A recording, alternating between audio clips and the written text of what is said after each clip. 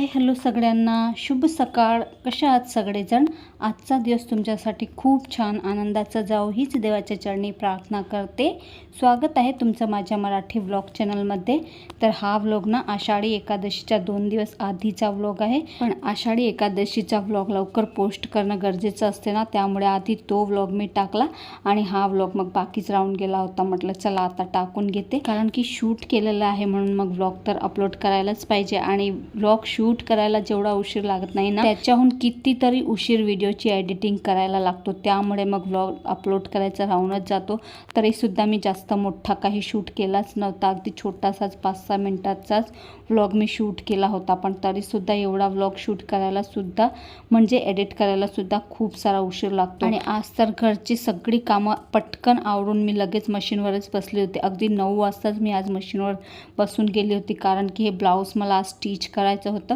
कारण की एकादशीच्या दिवशी मला हे घालायचं होतं. आणि तसं तर अर्ध मी आधी शिवून ठेवलं होतं, पण कितीतरी दिवस झाले ते शिवून ठेवायला आणि अर्धच शिवायचं बाकी होतं. पण त्यालासुद्धा काही मुहूर्त लागतच नव्हतं. त्यामुळे आता आषाढी एकादशी अगदी 2 दिवसावर आलेली आहे आणि याला मला शिवणं गरजेचंच होतं. कारण की आषाढी एकादशीच्या दिवशी मला ही साडी घालायची होती ना, त्यामुळे. आणि मग शिवल्यानंतर याची हात शिलाई, हुक वगैरे सुद्धा लावायचे असतात. म्हटलं आज याला कसंही करून शिवून घेते आणि मग हुक लावायचे असतील तर काल तरी लावता येतील, कारण की हुक लावायला सुद्धा 15-20 मिनटं तर जाताच. म्हणून मग आज म्हटलं कसंही हो हे ब्लाऊज आज शिवलंच पाहिजे. त्यामुळे मग पटापट घरची सगळी कामं आवरली आणि पटकन मग मी मशीनवरच बसून गेली ब्लाऊज शिवायला.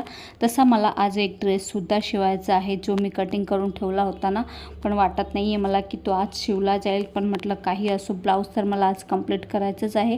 घरातली कामं करायचं म्हटलं आणि मग मशीनवर बसायचं म्हटलं की खूप सारा उशीर होतो. त्यामुळे मशीनवर बसणं तर राहूनच जाते. आणि सध्या माझे पायही खूप दुखत आहे, त्यामुळे मग मी जास्त काही मशीनवर बसत नाही.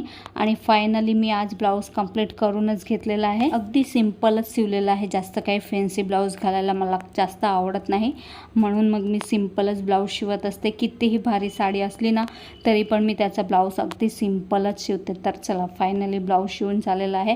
आता विचार तर करत होती की हा ड्रेसही थोडासा शिवून घेऊया, पण काही जास्त वेळ मिळालाच नाही, कारण की ब्लाऊज शिवायलाच मला 1 वाजून गेला होता. आणि मग त्यानंतर व्हिडिओची सुद्धा एडिटिंग करायची असते ना, त्यामुळे मग मी ड्रेस राहू दिला. म्हटलं जाऊ द्या, उद्या परवा जेव्हा वेळ मिळेल तेव्हा शिवून घेईल. तसा माझा नाही आहे ड्रेस, कस्टमरचाच आहे, पण त्यांना एवढी काही घाई नाही आहे, म्हणून म्हटलं होईल आरामात. आणि त्यानंतर मग व्हिडिओची एडिटिंग वगैरे केली आणि संध्याकाळीच मी शूट करायला घेतलं.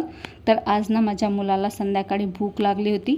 तर कालच्याच व्हिडिओमध्ये मी तुमच्यासोबत पावभाजी शेअर केली होती ना, तर कालची थोडीशी पावभाजीसुद्धा शिल्लक उरली होती आणि थोडे पावसुद्धा होते. तर म्हटलं चला त्याला मस्त आपण मसाला पाव बनवून देऊया. उरलेली पावभाजीसुद्धा खाल्ली जाईल आणि त्याचं पोटही भरेल. म्हणून काय करायचं, काही नाही, फक्त कांदा टमाटर कापून घ्यायचं आणि पावभाजीमध्ये टाकून घ्यायचं. आणि मसाले तर ऑलरेडी सगळे टाकलेलेच असतात आपण पावभाजीमध्ये, म्हणून जास्तीचं काहीच टाकण्याची गरज पडत नाही. फक्त पावभाजीमध्ये आपल्याला कांदा टमाटर टाकून घ्यायचं, मिक्स करून घ्यायचं आणि मग हे मिश्रण आपल्याला पावला कट मारून त्याच्यामध्ये भरून घ्यायचं आहे. जेवढं तुम्हाला हवं असेल त्याप्रमाणे. अगदी पावला काहीच लावण्याची गरज नाही. तरीही तुम्हाला लावायचं असेल तर तुम्ही बटर लावू शकता, पण मी काहीच नव्हतं लावलं. आणि त्यानंतर मग तव्यावरती बटर टाकायचं थोडंसं आणि जो पाव आपण मसाला भरून ठेवला होता ना, त्याला दोन्ही बाजूने शेकून घ्यायचं आहे. दोन्ही बाजूने बटर लावूनच शेकून घ्यायचं. आणि थोडासा क्रिस्पी हवा असेल तर थोडा वेळ जास्त शेकू द्यायचा आणि क्रिस्पी बनवून घ्यायचा.